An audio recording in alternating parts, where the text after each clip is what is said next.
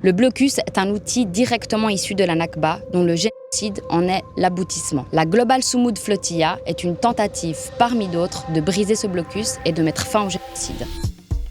Là, on est à Catane et Romain, il va partir le 4 septembre avec la délégation suisse de la Global Soumoud Flotilla. Aujourd'hui, on aimerait vous parler de ce blocus. Il a commencé quand ce blocus? Officiellement en 2007, quand le Hamas gagne les élections contre le Fatah qui dirigeait la bande de Gaza jusque-là. Lors de sa victoire électorale, le Hamas prend néanmoins le pouvoir par les armes parce que le Fatah refuse de collaborer avec le Hamas. Dès que le Hamas prend le pouvoir, Israël annonce officiellement un blocus à Gaza. Ce blocus est présenté comme une sanction. Mais pour bien le comprendre, il faut remonter beaucoup plus loin. Lors de la création de l'État d'Israël, plus de 750 000 Palestiniens sont expulsés par les milices sionistes. Des villages sont rasés, des civils sont massacrés et toute une partie de la population est déplacée de force. C'est la Nakba, le début d'un nettoyage ethnique. Gaza devient un territoire de relégation. 200 000 personnes, chassées par cette Nakba, vont s'y réfugier. La population double sur ce tout petit territoire de 365 km².